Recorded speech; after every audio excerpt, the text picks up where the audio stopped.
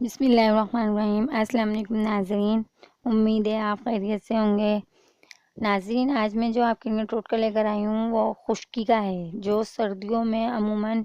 ہم لوگوں کو ایک تو پانی ہم کم پیتے ہیں اس کی وجہ سے ہوتی ہے، اور سردیوں میں ایسی ہوا چلتی ہے جس سے خشکی ہو جاتی ہے۔ وہ خشکی ایسی ہوتی ہے، سر میں خشکی ہو رہی ہے، ہر وقت جسم میں خارش ہو رہی ہے، کبھی ہاتھ پر کبھی پاؤں پر، کسی بھی جسم کے حصے پر خارش ہو رہی ہے، کیونکہ وہ وجہ کیا ہے کہ ایک تو ہم پانی کم پی رہے ہیں، دوسرا ہوا خشک چل رہی ہے، تو اس کی وجہ سے ہم بے چین رہتے ہیں، سوتے بھی نہیں ہیں، بس ہر وقت ایسا لگتا ہے خارش کرتے رہو خارش کرتے رہو۔ تو اس کے لیے بالکل آسان سی چیز میں آپ کو بتا رہی ہوں، ایون کہ اتنا ایسا بھی ہوتا ہے کہ بلڈ بھی ہونٹوں سے نکل آتا ہے خشکی کی وجہ سے، اور ہاتھوں پہ پاؤں پہ ہم خارش کرتے ہیں تو ان میں سے بھی بلڈ آنا شروع ہو جاتا ہے، اور وہ پھٹ کر ایسے ہو جاتے ہیں کہ عجیب سی سکن ہو جاتی ہے سانپ کی طرح، وہ جو پھٹی پھٹی سی خشکی کی وجہ سے۔ تو اس کے لیے آپ نے بالکل آسان سا ٹوٹکا ہے، اولیو آئل ہوتا ہے زیتون کا تیل، آپ زیتون کا تیل لیں، ناف جسے کہتے ہیں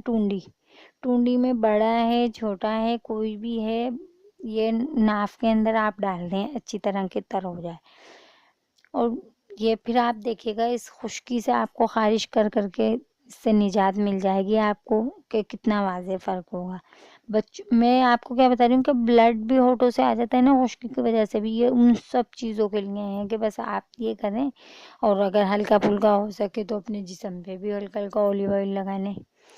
اور پھر آپ دیکھیے گا اس خشکی سے آپ کو نجات مل جائے گی، آپ پرسکون ہوں گے، سوئیں گے بھی اچھے طریقے سے، نیند بھی اچھی آئے گی آپ کو، کیونکہ وہ خارش کر کر کے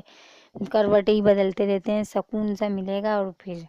آپ کو خود معلوم ہوگا کہ فائدہ ہے یا نہیں ہے۔ تو یہ ضرور کرنا ہے، آپ نے کر کے دیکھیے گا، آپ کی پریشانیوں کا حل لے کر آتے ہیں ہم۔ آپ بس ہمیں کمنٹس دیجیے گا، ہمارا پیج سبسکرائب کیجیے گا، ہمیں لائک کیجیے گا۔ اوکے، اللہ حافظ، اپنا خیال رکھیے گا، بائے بائے۔